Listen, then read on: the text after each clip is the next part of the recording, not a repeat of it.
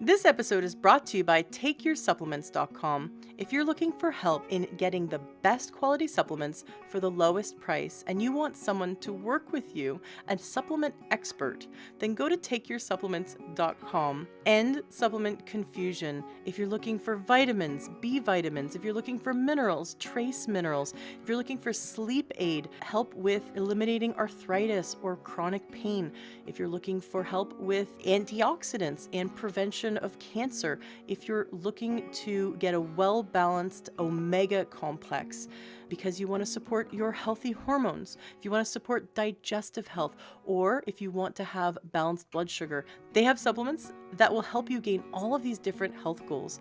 That's TakeYourSupplements.com. TakeYourSupplements.com. Welcome to the Learn True Health podcast. I'm your host, Ashley James. This is episode 196. Boy, are we in for such a treat today. I have an amazing guest for you. TC Hale is an expert in holistic medicine and healing the body. He has had such an incredible journey. I'm really excited for you to hear his story. And today he's going to teach us to improve our health in certain areas that are a big problem for a lot of people. TC, welcome to the show. Man, that was a great introduction. I'm excited. I can't wait to hear what I have to say. Me too. I'd love for you to start by sharing your story because you have a really powerful one. Oh, okay. I'm allowed to do that. I'm allowed to share the story. I just want to say that I've listened to your show. I've listened to your story, your interview as well. And I think that you're doing great work. I think that it's the people like me and you that are originally so jacked up that they have to struggle to see any results that become the best teachers. So good job on being all jacked up. Thank you. And I got to tell the listeners that you're also a podcaster. And it's really funny that you're kind of like the male version of me. So if listeners love my show, they'll love your show, which is kickitnaturally.com. And you've got a lot more to share than and just Kick It Naturally, which is great. You've got a podcast, another podcast you're going to be launching soon. And you have a fantastic online course, and you've got a lot of stuff to share. But yeah, let's hear your story. I'm really excited to dive in. It's a common story. It's, just like most health experts, I started my career in stand-up comedy. That's Of that's course. how most of us get going. But I was touring professionally as a comic, and I lost my voice, and it didn't come back. I had lost my voice, for a weekend earlier in my life occasionally, but this time it didn't come back. And when you're a comedian that can't talk, you're basically a mime, and nobody wants to see a mime. It's a sad thing. So I was very determined to get my voice back, and I ended up going from doctor to doctor, much like you did, and they put me on, all the acid reflux drugs and stuff like that. And I went through 23 different doctors, and none of them could figure out what was going on with me. And I accumulated like a six-figure bill in medical expenses. Jeez. And I finally said, you know what, I'm just going to tell everybody to piss off, and I'm going to figure this out myself. And that's kind of what I did. I spent the next 6 years just reading every book I could get my hands on. I traveled the country going to every nutrition workshop or seminar that I could find. And I eventually came upon some answers for myself. But in the meantime, I kept stumbling across solutions to problems that my friends were dealing with. And I started to say, hey, well, why don't you try this? And it would start to work. And eventually somebody called me and said, hey, I have insomnia like, Bill, that you helped, my friend. And can I pay you $500 to help me fix mine? And I was like, oh, this is a business. I didn't know that's how it worked. And so that's kind of how I got started in the whole thing. And since then, I've found some great health professionals that I've partnered with, and I started writing books, and now we're even making a feature-length weight loss documentary called Why Am I So Fat? That features a lot of the biggest names in the industry. And we just started making this movie because a client of mine lost 235 pounds in a year, and we just kind of wanted to document how we did that. And all these other people started hearing about it, like, hey, well, can we play with you? And we like have all the major, fitness magazines are involved in the movie, and big names like, Dallas and Melissa Hartwig and Rob Wolf and Chef Robert Irvine, all these people. So it's just kind of snowballed into this really fun thing that we're excited to get out there. So cool. How did you help those first few clients gain better sleep? What was the trick? Well, the basis of everything I do, and on our podcast, Kick It Naturally, we try to cover a different health topic every show. And basically, what I do is I don't use remedies for anything. I teach people how to look at their own physiology and get a better understanding of the underlying cause of the problem for them. Because the reality is, like, insomnia is a perfect example because there's more than one cause for insomnia. And what typically happens with people is their friend will try something and it will help them sleep. So they'll try the same thing and it'll make them worse. And the reason that happens is because the underlying cause for that individual was different. So with everything I do, I teach people some simple tests that they can run on their own physiology with just tools you can get at a pharmacy or like a health food store. So you don't have to have your own lab or anything. But when you understand how to look at these simple measurements, you can start to get an idea of how your body's operating and some things that may be malfunctioning. And when you can figure that out, then you can start to say, okay, well, this is probably what the underlying cause is. Why don't I work on that and see if this symptom improves? I love it.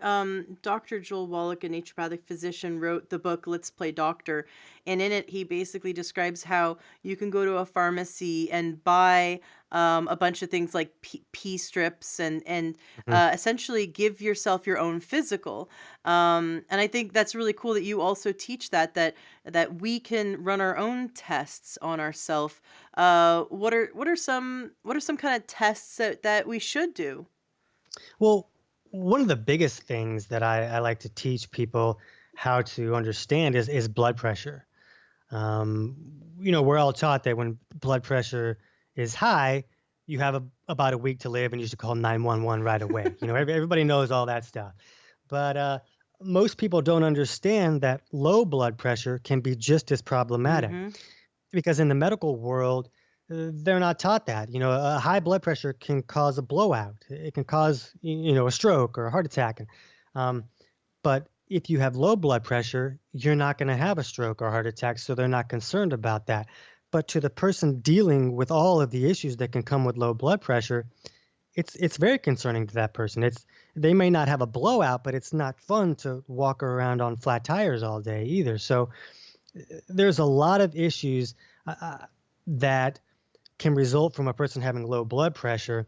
And if they can look at those numbers and say, oh, wow, my blood pressure is in the dirt, and they look at a lot of the issues that commonly go along with that, all of a sudden they get excited because their problem makes sense. It's not just, oh, well, my mom had emotional issues too, or she couldn't sleep either, or, it's just genetic thing that I'm stuck with. When something makes sense, now they can be like, oh, wow, well, maybe I can do something about that. And it's really exciting to see people take control of their own health because with pretty much anything out there, more and more we're understanding that the days of your doctor giving you a pill and you come back in 2 months to tell him what happened are going. We have to be a participant in our own health. And if you understand how to look at your own physiology, not only can you look at the symptom that you're wanting to improve and does it improve or does it not, but you can look at your own physiology and get an idea if you're going in the right direction before you even see the improvements. Because so many people will try some, natural remedy or something to fix, constipation or insomnia or, acid reflux or something like that.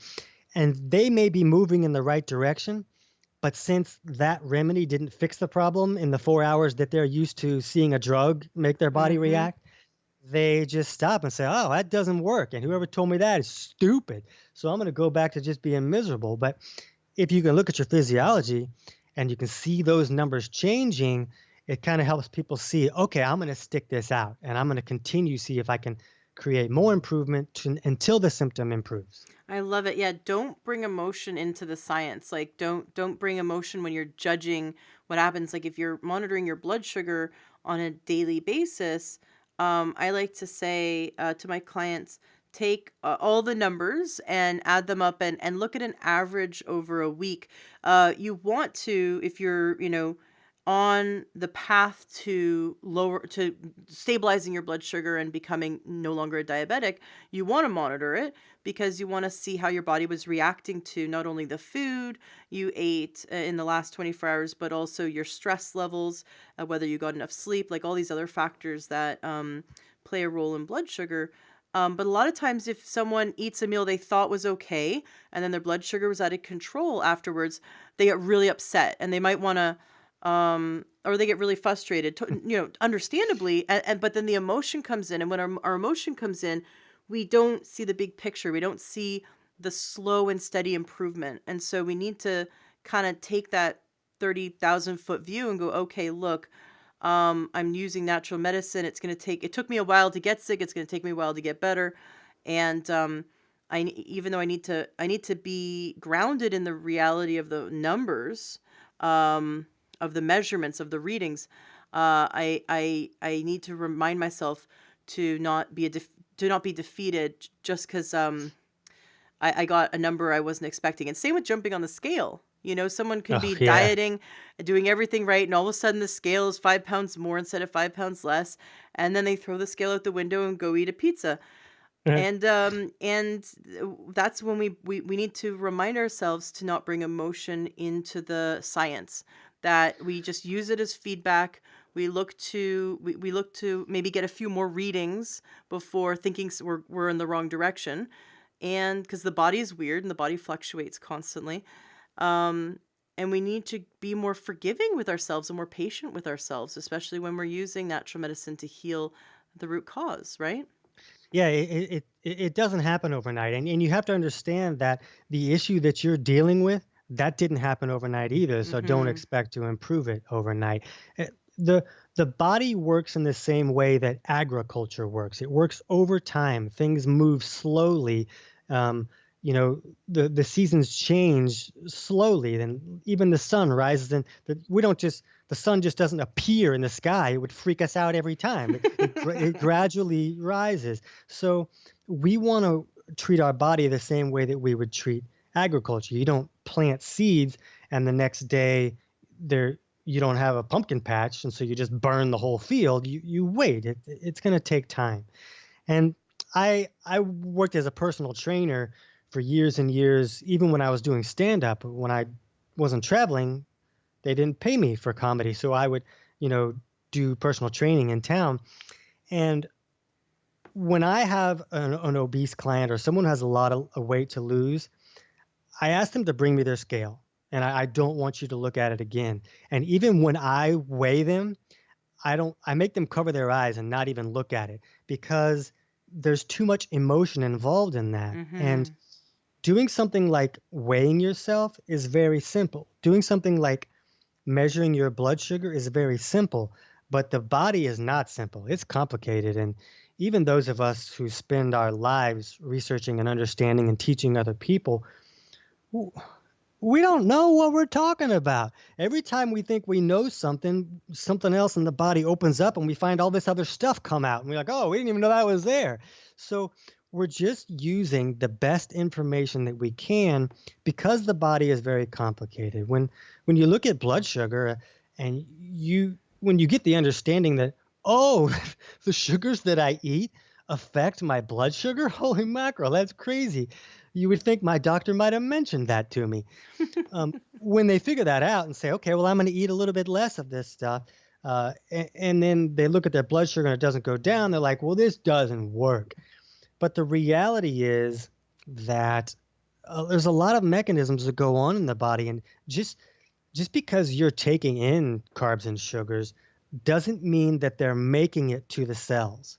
And when they're not making it to the cells because maybe you're insulin resistant and the glucose can't get into the cell, the body feels like it's not getting it. You eat the carbs that come into the system, and the body's like, woohoo, here it comes, finally getting what I need. And when it doesn't show up, it screams for more.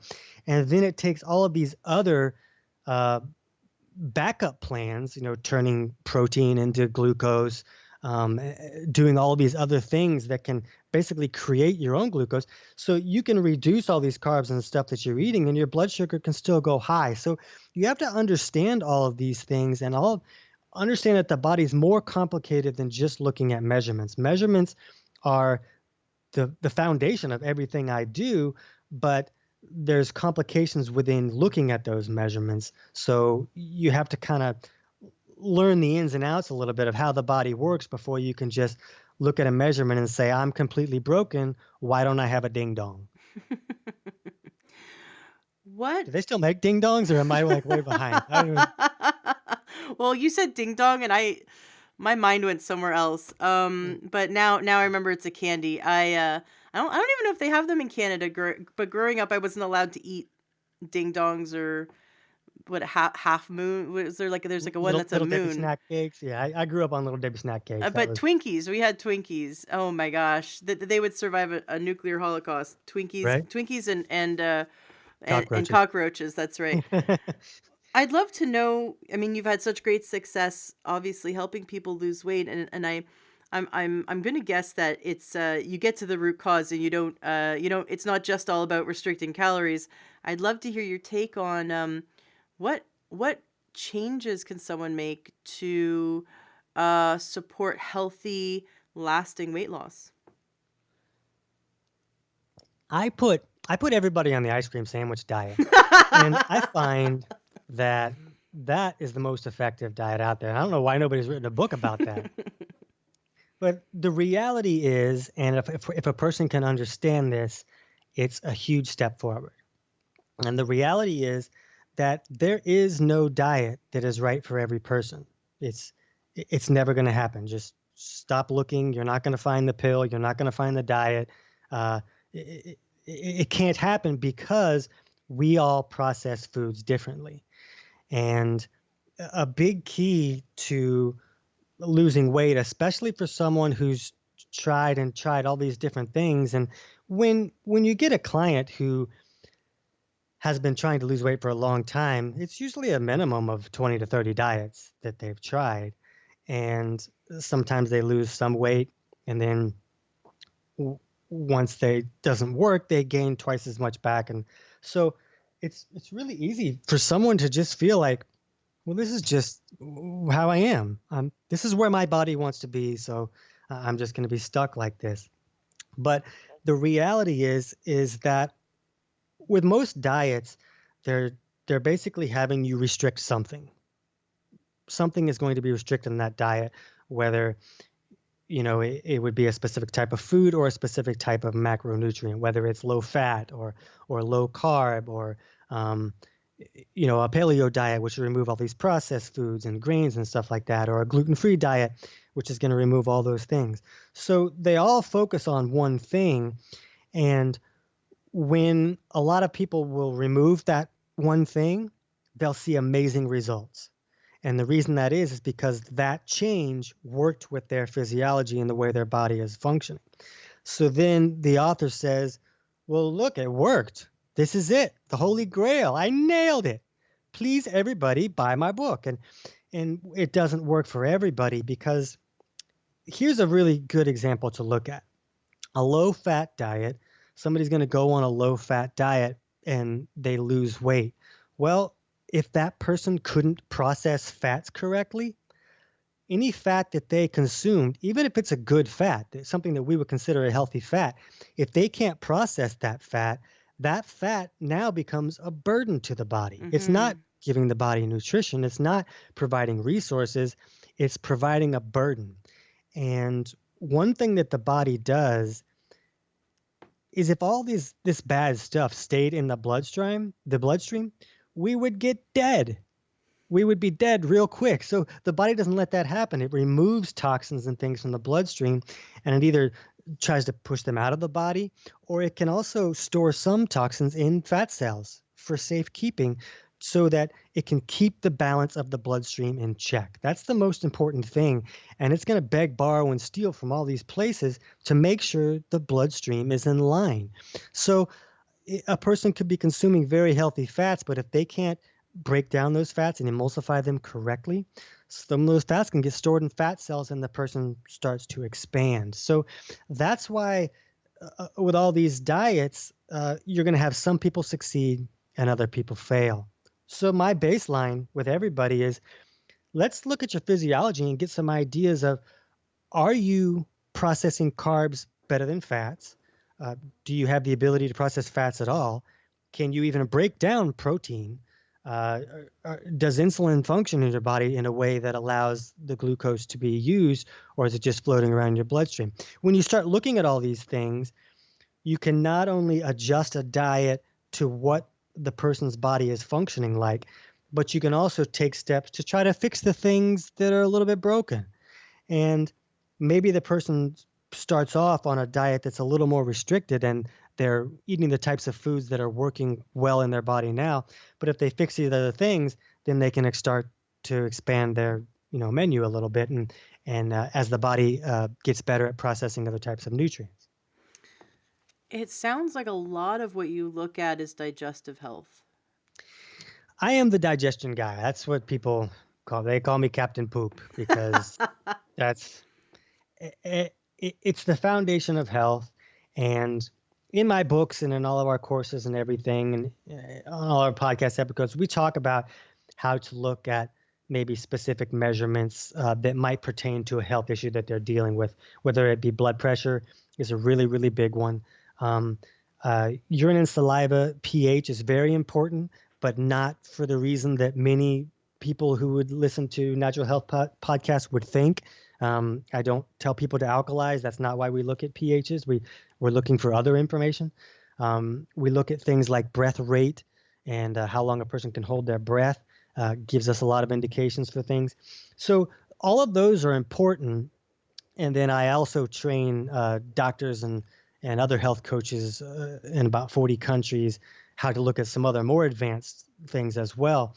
But for my book readers, they just look at those 4 things, and those are crucial, but none of them matter if they're not digesting food correctly. Mm-hmm. Because if you can't break down the food that you're eating, again, it can be all organic, it can be all gluten-free, it can be praised by a virgin, Egyptian, whatever. It doesn't matter if you can't break it down. If you can't break it down, it's a burden to your body. And instead of giving your body nutrition, you gave it a problem. So everything I do starts with digestion.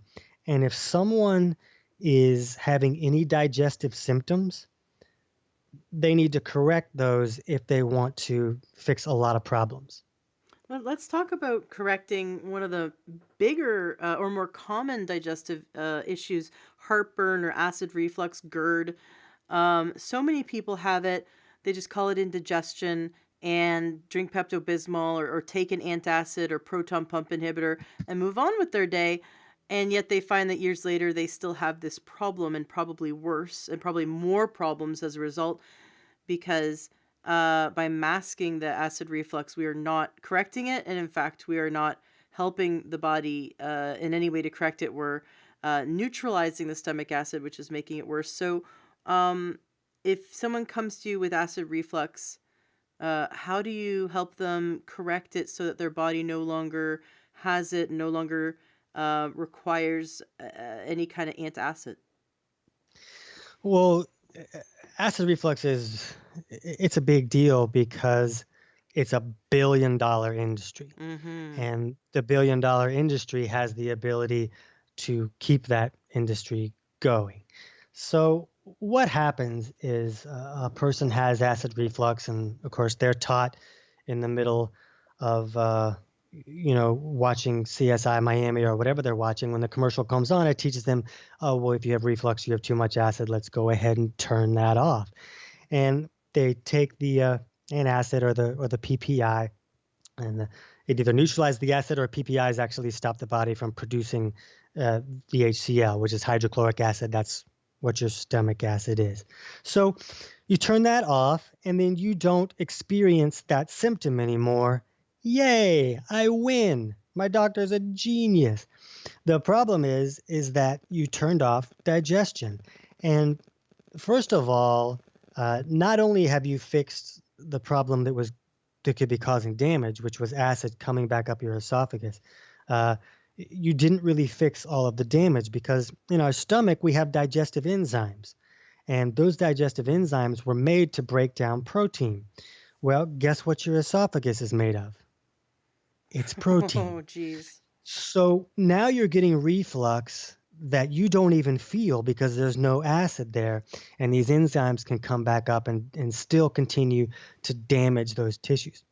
And it's not going to be as damaging as the acid as fast, but still a person thinks they fixed the problem when they really didn't. And that's a problem. When I was in my late teens, early 20s, I had heartburn and I did the Pepto Bismol and I did the whatever antacid over the counter. And then I was watching this holistic TV show. I just happened to be flipping through the channels and found, three women kind of just like on a set, looked like, the Voice, but this was, before that. And they were going back and forth about apple cider vinegar. And this one doctor said, well, most people think that heartburn is caused by too much acid when it's not, it's too little acid, and that the esophageal sphincter, which is right above the stomach, connecting, so that tube that goes from your mouth down to your stomach is called the esophagus, and then there's this sphincter, and it kind of like the butthole, right? It closes and it keeps the food and the strong stomach acid in the stomach. And what triggers it to close is increased acid. So you eat food, the body increases the acid to digest, the sphincter is stimulated to close, and then it moves around like a washing machine because there's three layers of muscle. And if you don't have a strong stomach acid, the sphincter doesn't close and everything splashes up, and then you get heartburn. And if you take an antacid, you lower the acid more, which continues the cycle over and over and over again. So you're only managing a symptom with a drug and doing, like you said, continual damage to the esophagus, which over time can cause esophageal cancer.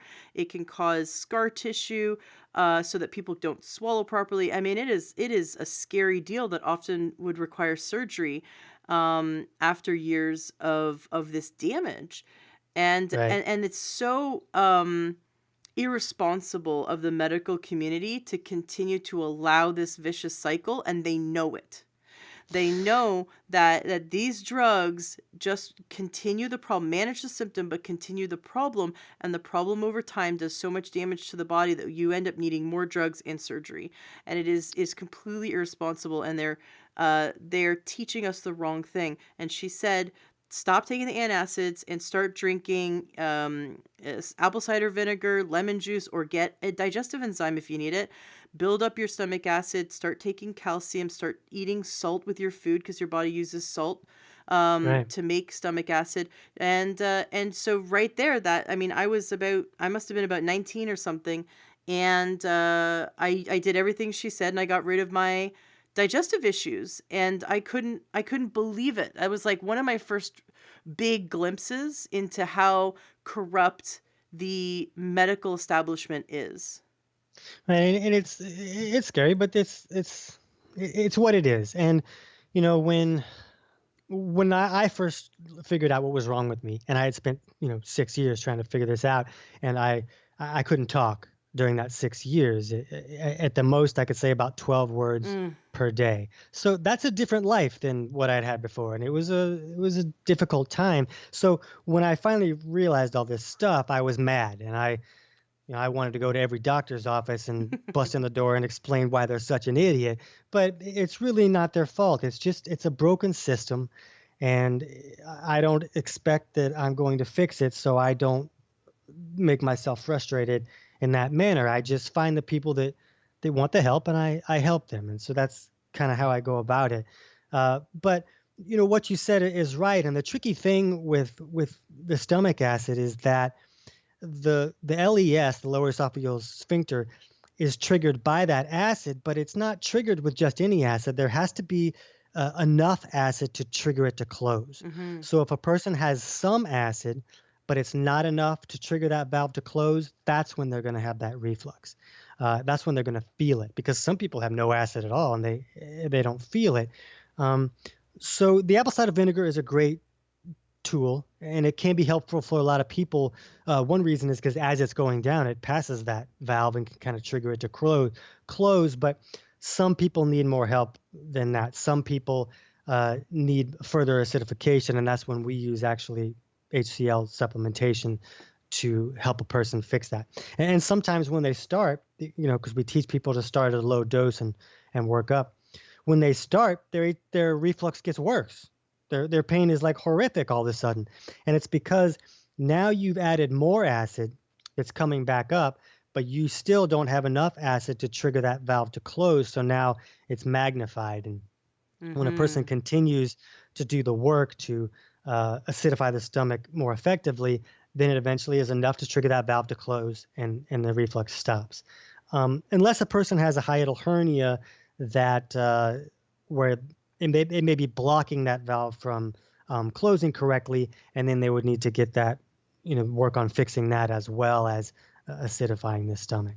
But it's a big mistake that's being made, and the mistake of the damage to the esophagus is just a small fraction of the problem, because when we can't break down our food, you eat a peanut butter sandwich. Your body can't do anything with a peanut butter sandwich any more than your car can drive on crude oil.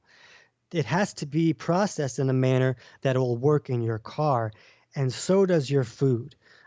When your food sees a peanut butter sandwich come in, if it doesn't get broken down, it still has that identity of a peanut butter sandwich. For the body to use it, it has to be broken down into fats, vitamins, minerals, amino acids, all of these nutrition that the body can use. If it's still a peanut butter sandwich, it's a burden to the body, or it's viewed upon as an invader, and we create these food sensitivities and have these reactions every time we eat that food again. So that's a huge part of stomach acid. It has to be able to break it down. Another problem that a lot of people don't talk about is that HCl is the barrier of the body. All of your Mm. intestines, your stomach and that whole intestinal tract, it's kind of outside of your body, even though it's inside of your body. You get what I'm saying? Things don't go in until they cross those intestinal barriers, and in that intestinal tract, everything is kind of moving through. But when a bad guy comes in, these little varmints that are on the salad bar that you're scooping up the food that the kid serving it just sneezed on a few minutes ago, and you're taking in all of these little critters, they get fried by that stomach acid. Your stomach acid is your knight in very disgusting armor, because it's killing everybody that's coming in there that shouldn't be there. So when you turn that off, you just fired your bouncer, and now your nightclub is filled with hoodlums. So stomach acid is crucial in a lot more regards than just allowing you to have nutrition, because if you can't break down your food, the mineral and all these nutrient deficiencies that develop are going to create problems down the road. And the trick is that those problems may not show up tomorrow, a week after you start taking your PPI. It might be a few years, because your body has a lot of reserves. It has a lot of backup plans.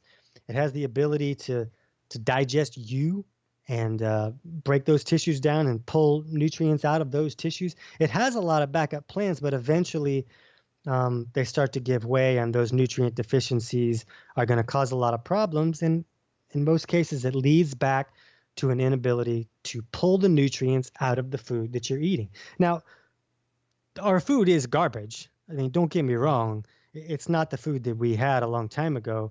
The despicable farming methods that we use today don't allow the food to be filled with nutrition like it was. So that can be one problem. But even if a person's eating the right nutrition and the food that they're eating actually contains nutrients and minerals, they still can't access those minerals or nutrients if they can't break the food down. Mm-hmm. We've got to improve our digestion, absolutely. And I love you're focusing on the stomach and the stomach acid.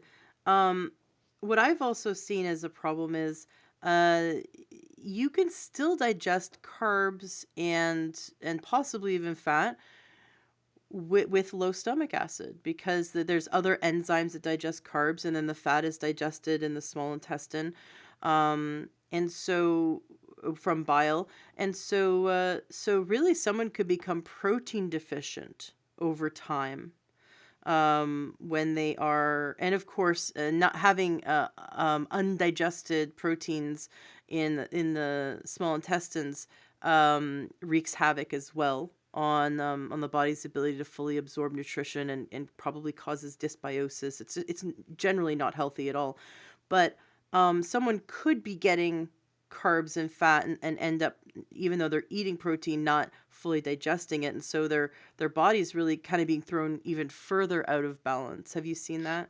Right, and think about what that does. And this is really the heart of the obesity epidemic, is what you're talking about right here. It's I I'm gonna hear from other people that, oh, I should eat these foods to be healthy. I should eat these foods to lose weight, and I should remove all of this junk. But I eat chicken breast and broccoli. I eat a grass-fed organic steak with some asparagus, and it sits there for the next 9 hours, and I can't do anything but ball up in the fetal position and moan. But that chocolate cake makes me feel great. So they start to gravitate towards the chocolate cake because those carbs are easier to break down. The processed foods are easier to break down and at least pull some glucose out of it. You can at least pull some fuel out of it, and you can function as a human being. So this is why a person could go on a low carb diet, or, oh, my friend lost all this weight on this high fat ketogenic low carb diet. I'm going to do that. And they vomit 7 times a day, and they're nauseous all day long because they can't emulsify those fats. Remind me, we'll talk about that in a second. It's really crucial. And you took away their only fuel source.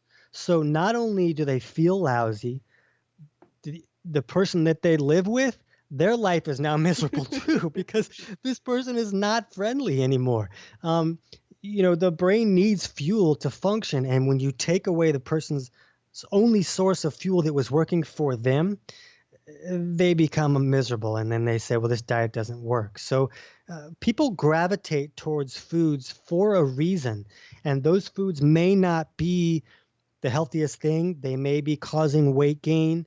They may be causing other problems, but it allows me to function as a human, and I have to pay my bills. So I'm going to opt to function as a human.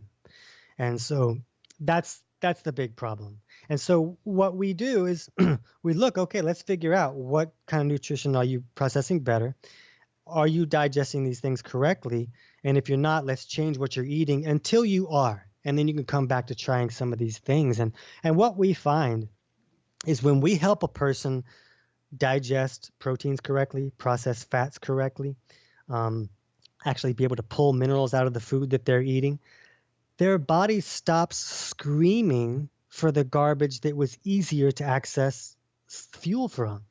And those cravings can just go away. And so the person who thinks that they're this, that diet sounds great, but I'm a chocoholic, they're all of a sudden they're fine because they just don't need it, because the body's actually getting what it needs. And all of a sudden this thing that they thought was a personality defect is no longer. I've had clients that were literally going to therapy for a decade just for their cravings. They sat there on a couch and talked about their cravings for what must have been 8,000 hours, and it did nothing.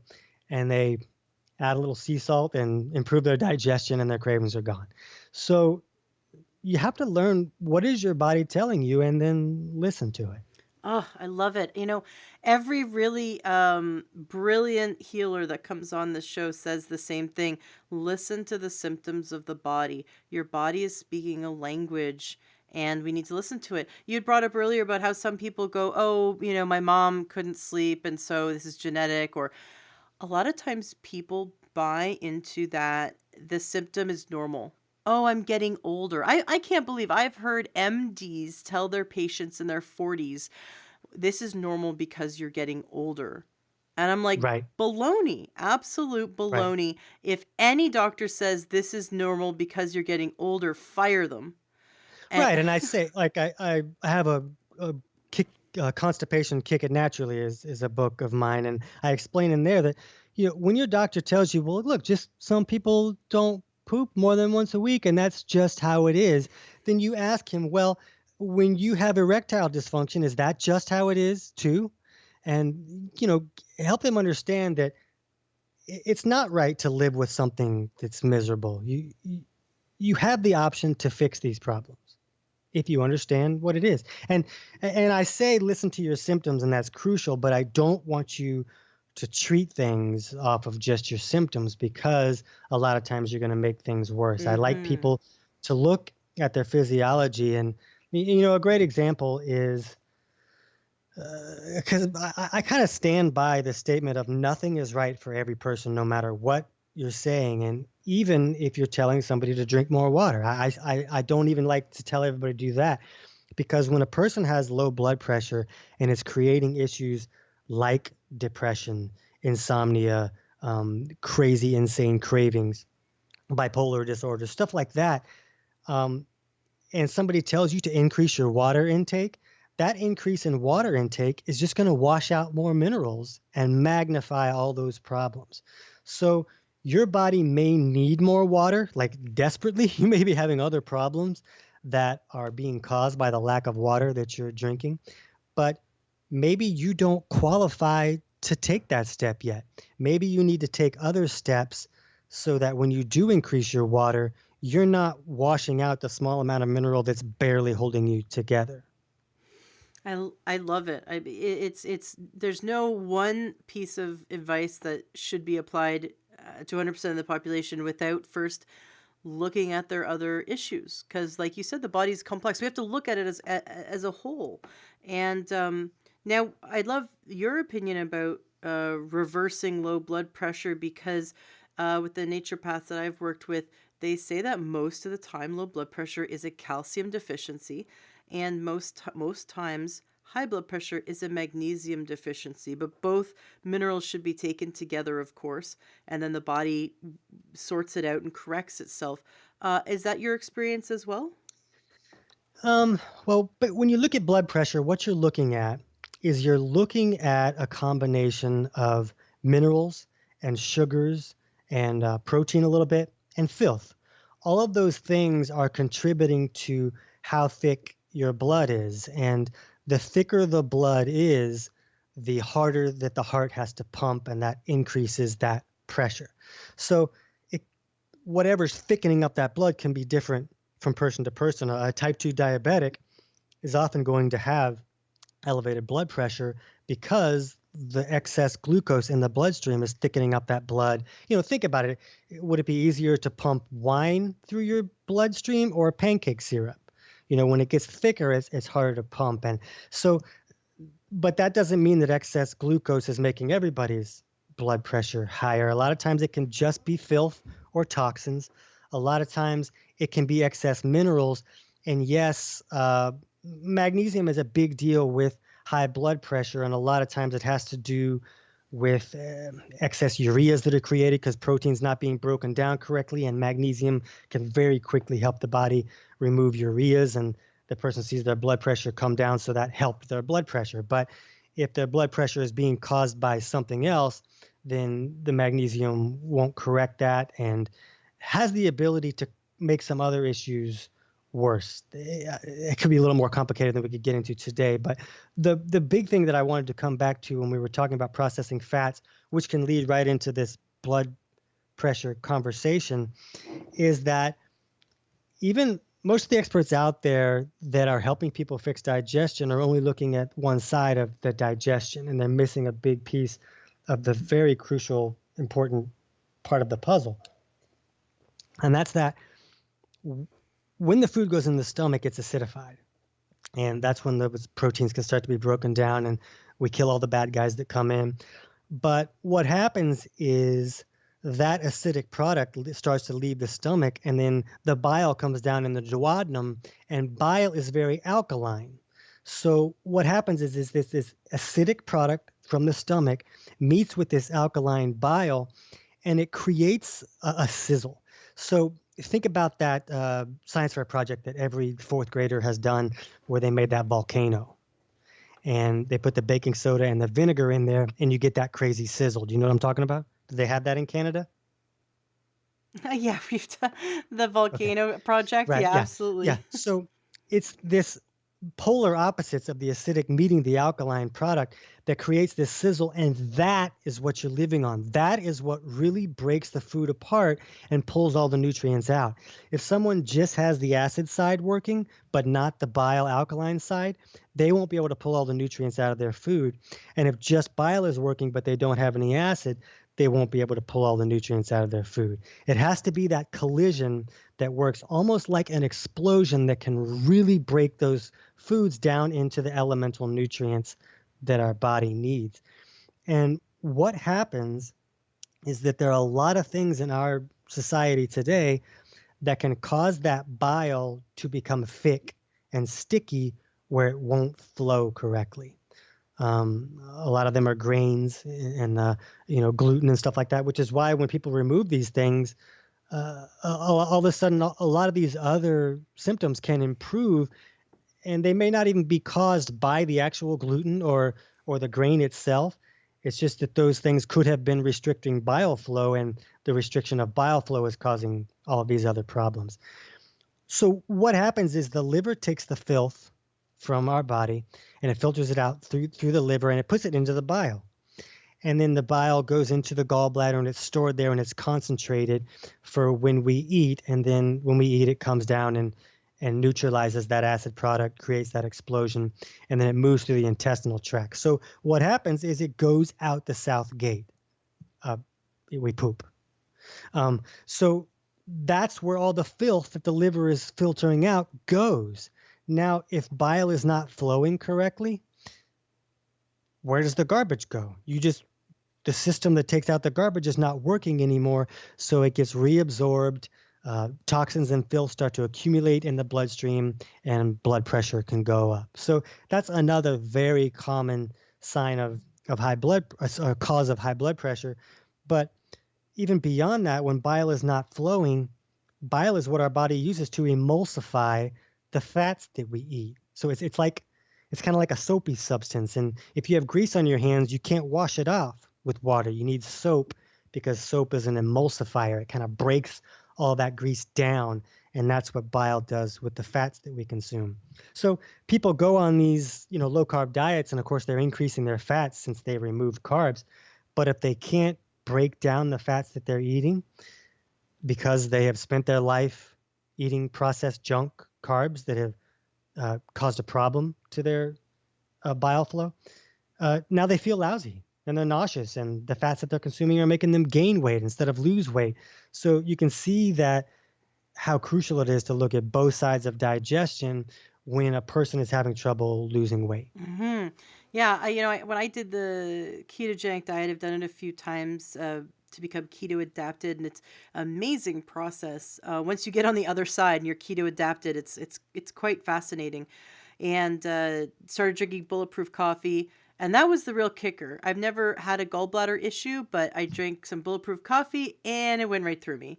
And I had to add, and I felt the nausea, the bloating, causes greasy stool, that goes right Right. through you.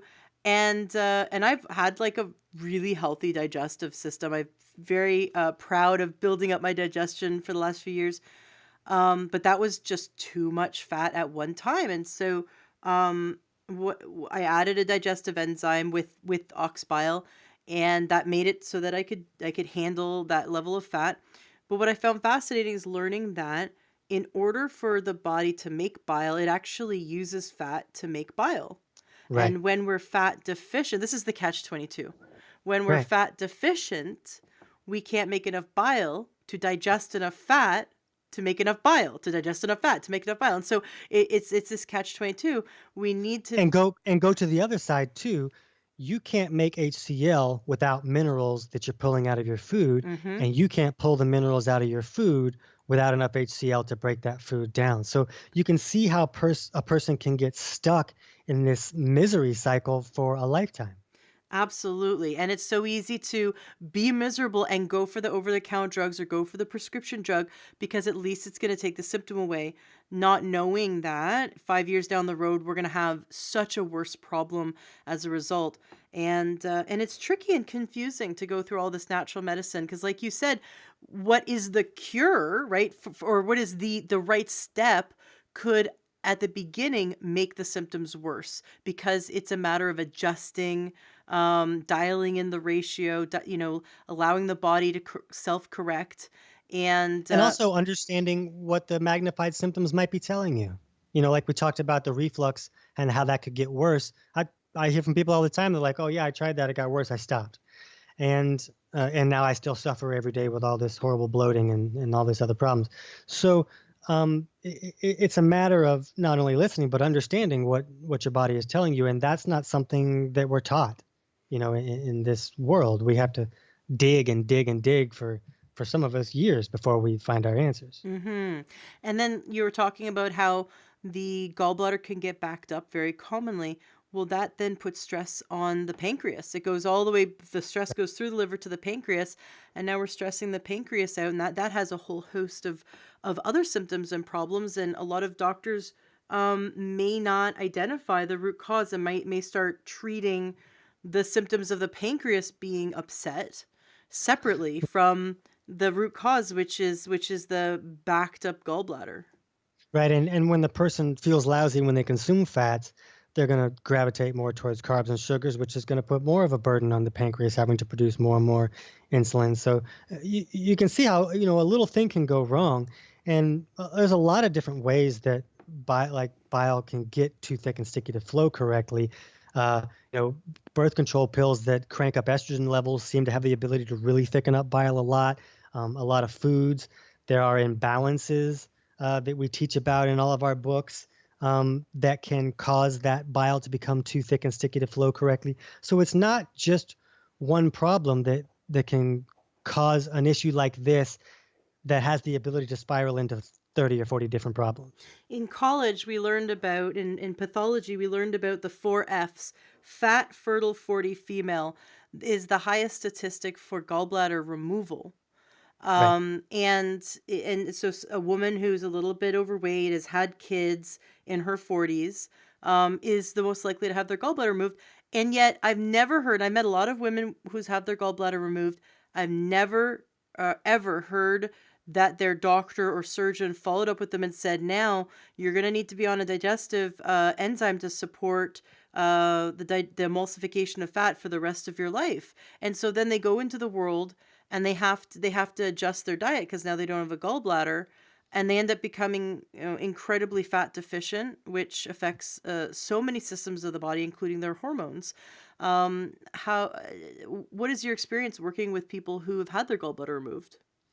Well, it's a pain, but think about what you just said in that why would the doctor tell them that they need to take a step now after they have their gallbladder removed? Because the doctor thinks the gallbladder doesn't really have a purpose.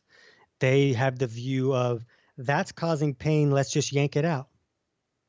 So it's impossible to get the education of the steps you're going to need to take now that your gallbladder has been removed from someone who thinks that it doesn't really have a use anyways. So if it's all inflamed and causing trouble and has stones in it, we'll just yank it out and you won't have this pain anymore. But what's really amazing is that I hear from a lot of people who had their gallbladder removed and they still get gallbladder attacks because that biliary pathway is still blocked from the bile that wasn't flowing correctly and has now become too junky to move. So it's important if you're considering having your gallbladder removed, just go to kickitnaturally.com and search for gallbladder, and you'll find some of our episodes that talk about how to save your gallbladder, steps you can take. But if it's been removed, you have to take steps because you're not able to emulsify the fats that you're consuming. A lot of people who have lost their gallbladder end up with chronic diarrhea because the acid product is leaving the stomach and there is not enough bile to neutralize it when it leaves. So now this acid product hits the intestines, which was not meant to hold that acid. The stomach is meant to hold it, the intestinal tract is not. And it starts burning up this intestines, and your body's like, get this stuff out of here. So it brings any water into the intestines, shoots it out the back door, and you lift 3 feet off the toilet like you're a rocket shooting in the air. It's a problem. So for those folks, ox bile is important, but it's important to understand when and how to use ox bile, because if you take ox bile with your meal, remember that bile is very alkaline. So the bile is meant to neutralize the acid as it leaves the stomach. It's not meant to neutralize the food in the stomach. So it's kind of a tricky process. But if you find that episode on kickitnaturally.com, we talk about how to time it so that you're kind of synthesizing proper digestion. It's never going to be as good as it was, but people who've lost their gallbladder can greatly improve their situation if they take steps like you did with the digestive enzymes, maybe even increasing the lipase enzyme, which helps us process fats better. That can be another thing that can give people a little boost. But it's tricky. When I have clients that they give me this list of 47 different things that are bothering them, my first question is always, do you still have your gallbladder? Because when it's gone, Yes. it can cause a lot of, a cascade of events that makes the person feel like I'm just falling apart, when the reality is there's just one problem that they need to work on improving. And that whole, like I said, that basis of digestion is the foundation. Absolutely. You talked about telling people to test their urine and saliva pH. I'd love to know why, because you said it's not because you want them to consume alkalizing products, but Yeah. that the information's important. So okay, so let's say all our listeners go and test their urine and their saliva pH. What are we looking for and why? Well, this could be another whole episode, just so you know. Like, this is a pretty complicated topic, so I'm gonna see if I can, I don't know, summarize this one way. Here's the thing about the alkalizing diets, and you have to alkalize. It's a nice story. It's a fictional story, because there are a lot of people and their bloodstream is leaning to acidic, and it's a problem, and it causes a lot of problems. And when they take these steps to take in more of these alkaline substances that can neutralize some of these acids, it can create miraculous, amazing results. You're fixing a major problem. It's great. The problem is, and every alkalizing guru out there will deny this, and I have to say that I fell for this too. The first thing that I went for when I told all the doctors to piss off is I started alkalizing myself, and that was what I believed was the right thing. The science made sense to me, and it wasn't until many years later that I learned that it's very wrong for half the population. Because by alkalizing, you're correcting an imbalance. And if you're going to say the word imbalance, the only way there can be an imbalance is if there can also be an imbalance in the other direction. And I see a lot of people where their blood is actually leaning too alkaline. And when the blood is too alkaline, this thing that we all learned about in high school biology, I remember because my biology teacher was very attractive, is the Bohr effect. And what it means is when the blood becomes too alkaline, the oxygen can't leave the bloodstream and go down to the tissues where it needs to be to create energy, to keep all of these horrible diseases from developing. So a person that's too alkaline starts to alkalize because the alkalizing guru told them to do so, and they magnify this problem. And I did this, and I lived in an apartment at the time that had 3 steps to get up to the door. I was so energy depleted, I had to stop halfway up and rest. I had to take a break to go up 3 steps. Are you kidding me? So when we're looking at alkalizing, it's important to figure out first, are you someone who it's appropriate for? Because if you're not, you're going to make some problems much worse. So when we look at urine and saliva pH, the important thing to understand is that that measurement doesn't correlate to your blood pH at all. Like it's completely false. There's a lot of information you can get from those pHs, but it's not correlating to your blood pH. To get an idea of what your blood pH is, you can look at your breath rate. Because what happens is CO2 is acidic in the bloodstream. So we exhale some of that CO2 so the bloodstream doesn't become too acidic and we get to continue living. Maybe we have a picnic we want to go to that weekend. So it's important that we continue living to make it to that picnic. So the body says, okay, I'm going to make sure you get to that picnic and I'm going to exhale. So it's a very basic procedure here. So as the bloodstream begins to become more acidic, the breath will the breath rate will increase because the body is trying to huff off more CO2 to then balance that bloodstream pH.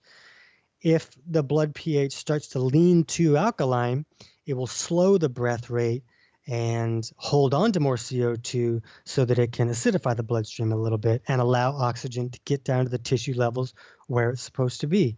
So there's a lot of other backup methods that the body can use to buffer acids, especially protein is a big one. So if someone can't digest protein, they lost one of their biggest buffering systems for acids.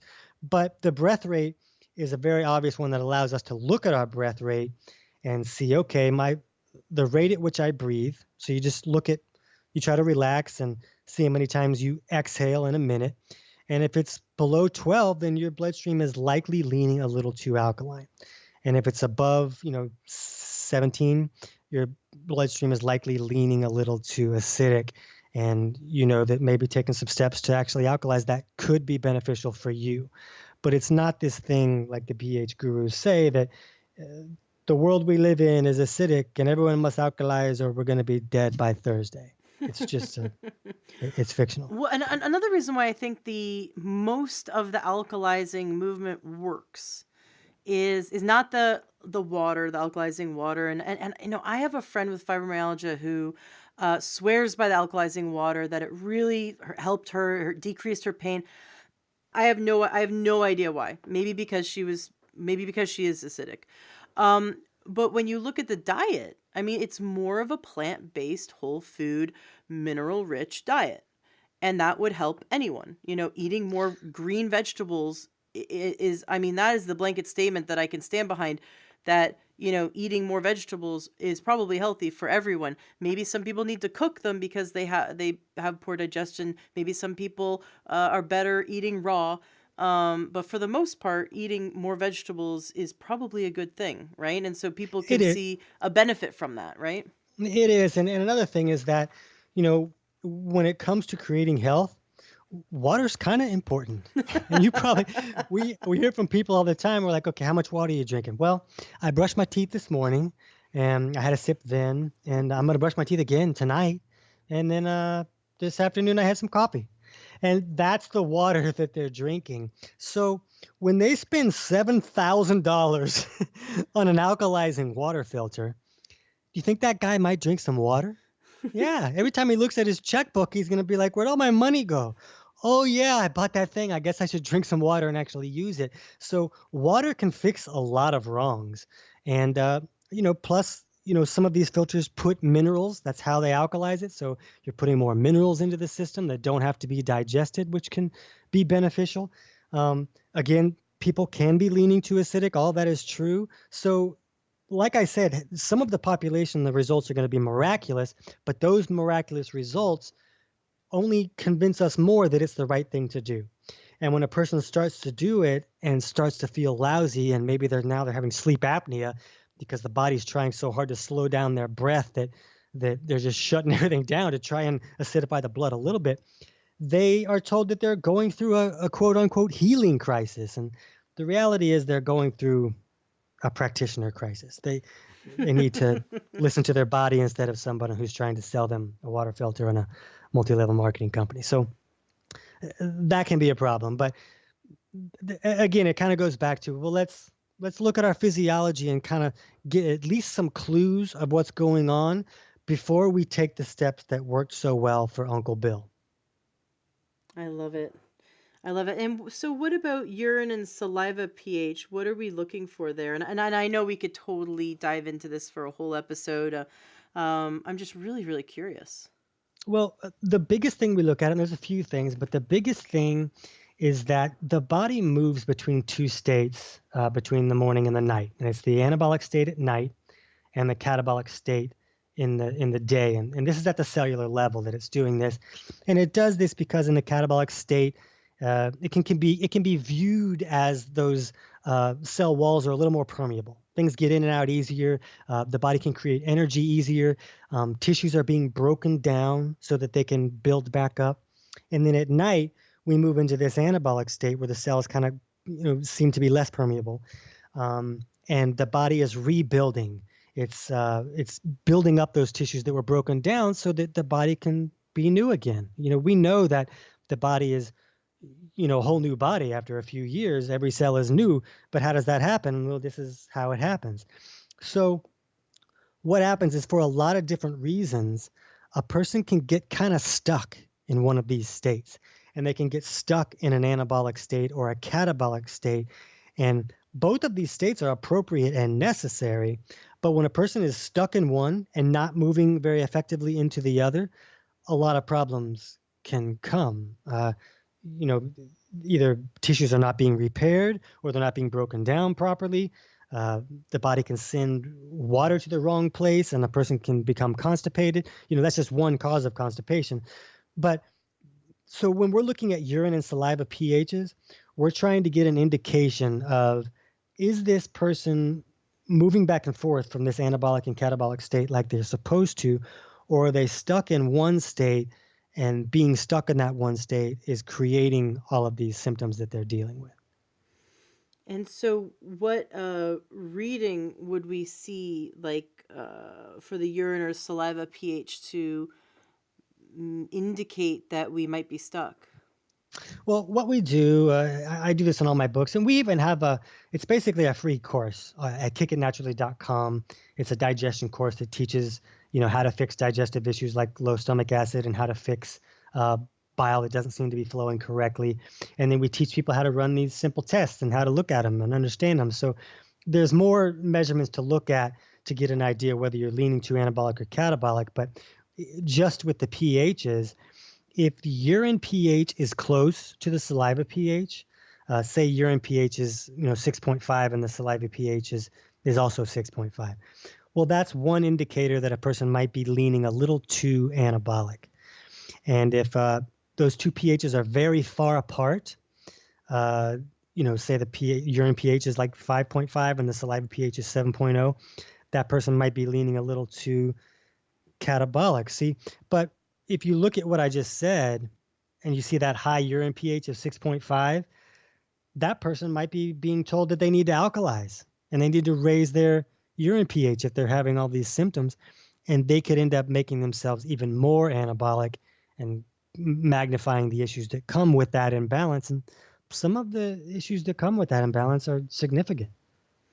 I love that you're busting this myth, because I always smelt something fishy when the alkalizing movement happened. I was like, hey, wait Right? a second. We need Well, acid, and there's 11 buffer systems in the body, and it's a very intricate, way of balancing. And if we had slightly too much acid, we would fall into a coma. Like if our blood became right. too acidic, we'd be in a coma. Like it's not, you can't just eat a bunch of baking soda and expect You that. can if you want. You can if you want to turn off your digestion.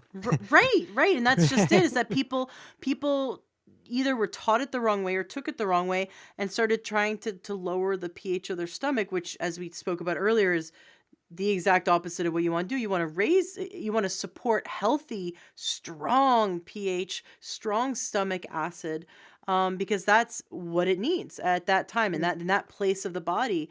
But I think we should look at the root of, like you said, look at breath rate, look at the root of what raw materials does the body use to create homeostasis? So, minerals like calcium is what the body, one of the things the body uses to balance the blood pH, right? To balance the pH of the body. And if we're minerally deficient, then the body's going to have a harder and harder time with balancing the pH in all the different fluids. Right, and they're different, and like different compartments have Yes. different should be have different, polarity and different pHs, and so the reason that you say it looks fishy is because people are looking at, two measurements, urine and saliva pH, and think that that is an indication of everything that's going on in the body, and it's just not. The other thing that's fishy about it is that when you were looking at this stuff, you're probably noticing that, this list of foods that they say are alkalizing and acidifying is different than this list over here. Why are they saying this one is alkalizing this, and they contradict each other? And the reason is because if a list is not true, it's easy to put whatever you want on it. So that's why they created all this confusion. And the problem is that we all process foods differently. And the way that they determine a lot of these lists is they'll take a food and they'll burn the food, and then they'll measure the pH of the ash. And if the ash is alkaline, then it's an alkalizing food. And if it's acidic, then it's an acidifying food. Well, where in the human body is there a flame? So some people are very flamboyant, but there's no flame in the human body. So the whole viewpoint is so far from human physiology that it's a little bit of a joke. So when you look at the list, a lot of the foods they're calling alkalizing just happen to be very healthy foods that people should eat anyways. Oh, exactly, and that's why some people get results from it because they're healthy foods. At least they're stopping eating McDonald's and they're eating a salad, You organic know, salad. the other thing that happens is that they move to a lot more vegetables. Vegetables are much easier to break down than a steak. So when someone gravitates away from this steak that was making them feel miserable because they can't break it down because they have no stomach acid, they feel much better. So that doesn't mean that that steak was bad for them. It may have been a quality steak that could have given them a lot of benefit, but since they couldn't break it down, it was making them feel lousy. So they moved to these more, vegetable-based diet, and they feel great because they do have the capacity to break that down. They just couldn't break down the animal protein. Exactly. And if we have an imbalance in the ability to digest, we can experience blood sugar issues, weight issues, blood pressure issues, everything we've talked about today. You even touched on some emotional mental issues. Dr. Wallach pointed out years ago that a blood sugar imbalance causes depression, mood swings, and sometimes people are misdiagnosed with bipolar when it was actually, in fact, major blood sugar swings. And because you can have blood sugar swings but still have somewhat normal readings, like within normal parameters of A1C hemoglobin, but you're still experiencing swings because the body's not balancing, and Right. so then they have these ups and downs, and they experience what feels like bipolar. Right. And we have an episode where we talk about this in depth, but a quick view that magnifies what you just said is that what a lot of people don't understand is that when blood sugar goes low, if a person has enough mineral in the system, it can buffer those low sugars and the system can still function correctly. If minerals go too low, they can buffer the system with sugars that are higher and everything can work correctly. But when both sugars and minerals both go low at the same time, that's when there's going to be real trouble. And a person can even have seizures in that state because both of those things are so low that there's nothing for the body to run up and it just kind of shuts down. So a lot of people that get sugar spikes and crashes, but they're okay. They have enough mineral in the system to buffer that problem and continue functioning okay. But the people that have, really low blood pressure and can't pull minerals out of the food that they're eating and their mineral is very low in the system, when their sugar crashes, they're done. Now they literally can, maybe they think they're a fire truck and they're schizophrenic and they're bipolar and all of these problems that the medical world kind of feels like the only solution is to lock them up in a special home and medicate them so they don't hurt themselves. One of my favorite books is called Nutrition in Your Mind by Dr. George Watson, and it's really an old book. It was written, I don't know, 60, 80 years ago or something. But he talks about in that book how he helped people that were literally locked up. And I've done this with clients before as well, who were diagnosed schizophrenic and or other mental issues. And when you help their brain get fuel and you allow the body to have fuel all the time instead of these spikes and crashes, what do you know? All of a sudden the brain can work and they can actually have a human conversation with somebody. It's really amazing. I love it. I love it. And that reminds me of when back in the 50s, we started going to Papua New Guinea in the highlands, where this is when we first discovered this whole, there's about 1 million tribal people that we didn't know about. And they, Oops.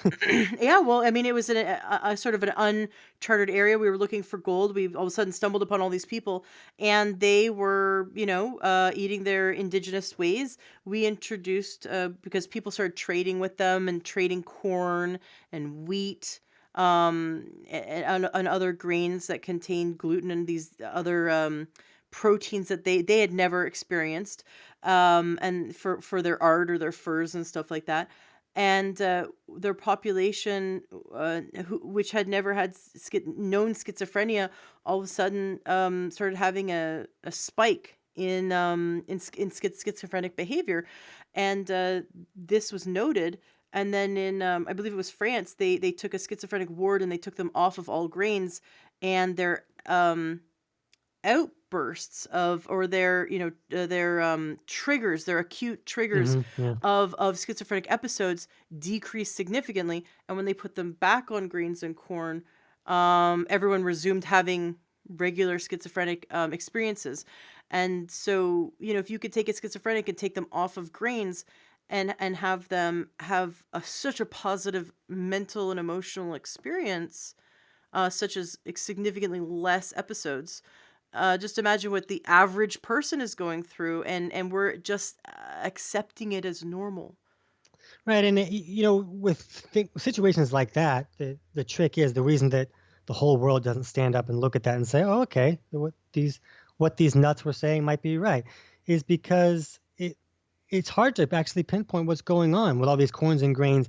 Is it actually the gluten? Is it the fact that these foods are causing spikes and crashes in blood sugar? All these things. It's hard to know what's actually causing the problem for each person. And so they do these clinical trials where we say, oh, we gave all these people gluten and it didn't cause a problem, so gluten is not problematic. But the gluten they give them is like just a processed gluten pill. Like nobody consumes just gluten.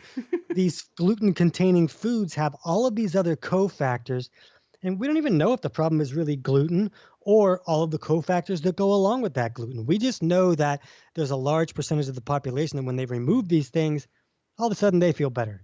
So those things can't be ignored, but at the same time, they're a long way from going mainstream because the science that they use to say that it's not true is a little silly. I absolutely agree with you. These clinical trials are expensive, and the piece of information that turned my whole world around as I was digging for my own answers, this was the thing that changed, that made me decide I was going to tell everybody to piss off and the doctors can do their own thing and I'm going to do my own thing, was that I found out that the majority of the curricula that is taught in our medical schools today is created by organizations that were founded by or are funded by pharmaceutical companies. So what that means is that the people who profit the most from us being sick are the people that are teaching our doctors how to make us healthy. So once I let that soak in for a minute and I looked at that with the small intelligent portion of my brain, I realized that I had to figure this out myself and I had to find some different answers. Oh yeah, when you go down the history of allopathic medicine, it just boils my blood. It infuriates me. Right? Yeah. You've heard of the Flexner report? No. About 150 years ago, I'm sure you can, see it on Wiki, and this information is out there. But Right. Flexner, Mr. Flexner was hired to go around by horse and buggy, because this is 150 years ago, and by train, and make a list of every single doctor that was practicing allopathic medicine, so practicing pharmaceutical medicine. And then what happened was they kind of collaborated together, and they went to every, and this is like the ones that own the pharmaceutical companies, so the big names out there. So you hear like Carnegie and those really rich people back then, who definitely had vested interest in selling their pharmaceutical medicines. They went around and they said to every university that taught had a medical school, they said, we're going to donate like $1 million, which is a lot of money back then. We're going to donate $1 million. You could build a whole wing or whatever, have a new library, and you have to teach our curriculum, and stop teaching homeopathy, stop teaching herbalism, stop teaching all that, only teach our curriculum. And they went one by one to every single school. And then they ran smear campaigns where they had in the papers, and you can actually find images of these, 100-year-old papers. They did smear campaigns against natural medicine, chiropractic, against midwifery, and they made it seem Right. like the only safe place to have a baby would be at a hospital, that kind of thing. Right. But it was a war. It was a war to the point where there were even uh, uh, what are they called? Cannonballs. They actually had cannons shooting at the homeopathic schools or the natural schools. They had like all out Ugh. riots against these more natural schools, but they did everything in their power to shut the natural schools down, cut their funding.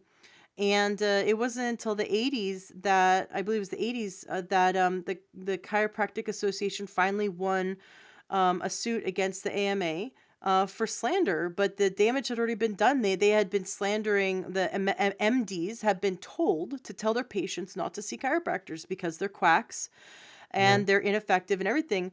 Um, it's for 150 years. It's been a huge PR brainwashing and slander campaign to suppress natural medicine so that they could get a foothold. I mean, it's only been around for 150 years, and yet now anything else other than pharmaceutical medicine is called alternative, and yet Right. it is the original medicine.